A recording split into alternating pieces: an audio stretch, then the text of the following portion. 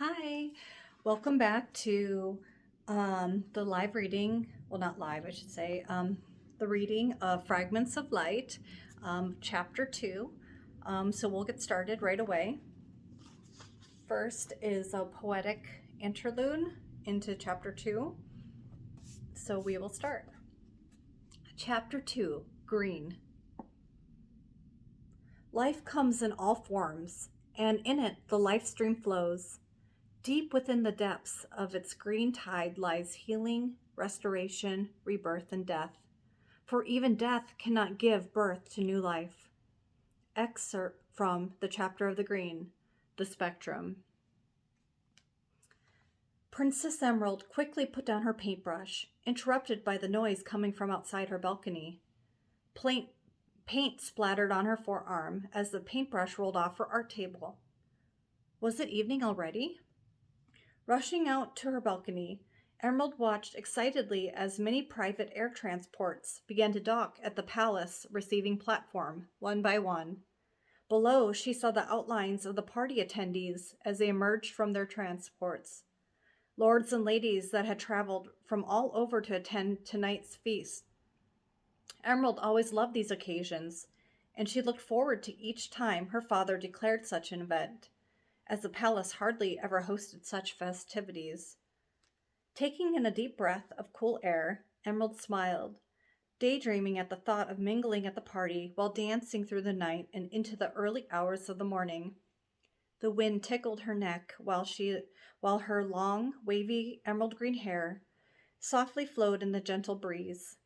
She lazily rested her chin in her hands, smudging a fresh blob of paint on her dainty face. Realizing what she had done, she quickly released her pose, not wanting to get any more defiled than she already had. From her tower, her gaze wandered from the palace platform to the city itself, teeming with life as the sun set far off in the horizon, giving the ocean nearby a deep glimmer. The citizens looked like tiny little ants, scurrying from one building to another through the city skyways, bustling with energy. Each platform and balcony was lit up in different color combinations, while advertisements of the city gleamed with luster. Through a parting of the cloudy atmosphere, Emerald caught a glimpse of the mid-levels. Sounds of the city could be heard, even from her balcony far above. Sounds of laughter, music, air transports, and even the occasional authority sirens. What would it be like to go down there? Emerald wondered, entranced by the colors. She would give anything to have a moment away from the palace, joining in with all the citizens of Arcadia with their nightly activities. Everyone appeared so free, and she was so not. But it was no use lingering on the thought. Her father would never allow such a thing. Glancing at the city below one last time, Princess Emerald turned away from her balcony, retreating into her chambers. Near the glass patio door sat a small art table with tubes of acrylic paints. Some tubes were neatly put away in color order, while others were left out from her current use. The easel held her current painting, still unfinished. Emerald plopped it back down in front of the orange painting, determined to finish the picture. Something about it did not sit right with Emerald, but she couldn't figure out exactly what. "What is wrong with you?" Emerald silently asked the painting, studying it intently. She picked up her paintbrush, then dabbed at the orange paint, layering its pigment onto the canvas. All day, Emerald had been painting a woman she found in one of her magazines. The woman was fierce, with wild hair, dressed in fashions that Emerald had not seen before. The magazine pictured intrigued Emerald, which made her determined to paint the woman. Everyone had a color about them, which reflected the soul of the person. By painting these pictures, Emerald explored people's personalities without meeting or having a single conversation with the person. It was like reading a book about that individual, a book that they didn't know that had been written. Emerald wasn't sure if it was a natural talent or the power from her gift that enabled her to somehow figure out a person's color. Gifted. That's what the people born of magic were called. That's what she was. Born with the power of green magic, the gift of life. Only a handful of people knew of her power: her father, her dead mother, the inner council, and a few servants in the palace.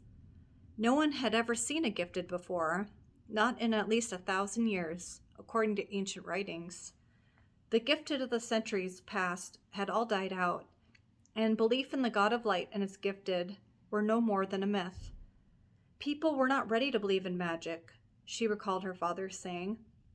In these modern times, who would believe in such a power of the God of light? Religion was for the ancients, surely not for the present time.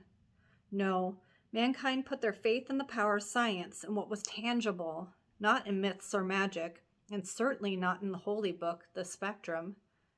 And if there were to discover her true power, there would be countless attempts from other kingdoms to capture her for the use of her magic. And for that reason alone, her father had ordered Emerald to remain in the palace, heavily guarded from the world outside, only to meet other lords, ladies, and the royals that visited. Emerald could count on her fingers how many times she had been outside the palace. 4. And during those times, her father had a swarm of guards hounding her, and he never gave her any space. Guess who's here? Emerald's bedroom door swung open wildly, startling her from her painting. Galatia, Emerald's first handmaiden, burst through at the door with a bright smile. She hurried over to Emerald and gave her an ecstatic shake. "You're still painting?" she asked, aghast. "Calm down, I'm almost done." Emerald chuckled politely, waving her free hand dismissively as she continued painting. "Who's here?" "Prince Derek." Galatia's hazel eyes sparkled with intensity. "Derek?" Emerald answered slowly. She paused for a moment, meeting Galatia's eyes nervously. "Yes, Prince Derek. You know, the most handsome man ever to walk this earth. That Prince Derek?" Galatia teased. "Now forget about your picture and get ready. You have paint all over yourself." "Galatia, I thought Derek was supposed to visit several months from now," Emerald said, cleaning her paintbrush in a glass of water. The water swirled with orange pigment, releasing its color. Her stomach felt jumbled, knotting up as she watched the water twirl in the water jar. "Princess, no one knows why he decided to make an early arrival." Galatia laughed. "Honestly, who cares? Now is your chance." "Perhaps he is betrothed to another woman," Emerald stated flatly. Galatia bent over to whisper in Emerald's ear. "Actually, the word around the palace is that he's still single." She nudged her, giving Emerald a warm, giddy smile, then flipped her soft brown hair back. "I think I feel sick," Emerald muttered, slumping her face into her hands. "Oh, you'll be fine," Galatia said. Emerald felt suddenly nervous, and her hand started to shake. She couldn't have said it better herself. Prince Derek was single-handedly the most handsome man Emerald had ever known. No, he was no man, more like a sculpted statue of a god, perfect in every way. Not only was he beyond perfection, he was well-mannered, charming, good-natured, and slightly humorous at times. Just thinking of Derek, Emerald felt her old feelings of attraction start to resurface. "By the way, I picked these up while I was out," Galatia stated, tossing a shopping bag on her bed. Emerald wiped her hands free of paint, then walked over to the bag. She pulled out a couple of fashion magazines, 2 music albums, and hair accessories that she needed for the evening's event. Emerald held out the albums curiously. "What's this music? Never heard of these bands." Galatia chuckled, wiping Emerald's arm and face free of paint with a hot towel. "They are the hottest rage in the mid-levels. Even the upper levels are catching on. Just listen to them. You might actually like them." "If you say so," Emerald answered, slipping the albums back into the bag. The thought of Derek returned to her, and instantly her nerves took over. After Emerald finished getting cleaned up, she hastily sat down at her vanity, applying her evening makeup to her pale complexion. As she applied her eyeliner, the light freckle under her eye caught her attention. It was the only freckle she had, and it always seemed to show itself, even through her makeup. How she hated that freckle, It always seemed to get the best of her. It made her feel so self-conscious. As Emerald powdered her face, she caught a glance of her painting in the mirror's reflection, demanding all of her focus. "Why are you so wrong?" she asked the painting in the reflection, still vexed by it. Emerald kept staring at the lines of her brushstrokes, wondering if they were the issue. Galatia turned with a gown, breaking Emerald's concentration on the picture. She slipped on a long purple dress with puff sleeves, then adorned herself with magenta jewelry. The handmaiden combed Emerald's long wavy tresses, leaving her hair down for the evening. Emerald glanced in the full-length mirror, inspecting herself one last time. "There, you look perfect, princess," Galatia declared, giving Emerald a once-over. Galatia smoothed a piece of Emerald's hair that was out of place and fixed a twisted earring. "Now, how about you manage to make the Duke of Geoffroy jealous by giving Prince Derek a giant smooch?" Galatia laughed. Emerald's eyes popped out widely. "Galatia?" She gave her a playful shove, then rolled her eyes. "That's not going to happen. And just so you know, I was trying to forget about the Duke. He's so mundane." "But the two of you looked like you were getting along so well at the last party," Galatia teased. "More like I was trying to escape him," Emerald retorted. Emerald saw a flutter of white dresses. The other handmaidens had arrived, waiting to escort her to the feast. "Did I miss something?" Celeste, the second handmaiden, asked as she appeared. "We were all just recapping about her encounter with the Duke of Geoffroy," Galatia joked. The other handmaidens chuckled. Emerald's cheeks burned.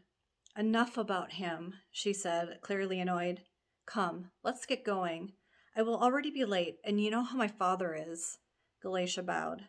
"Yes, princess, indeed I do." "Yes, princess," the others murmured as they turned to lead the princess out of her chambers. For a moment, Emerald paused, looking back at the painting. She realized her mistake. She used the wrong color. The fierce woman needed to be painted in yellow.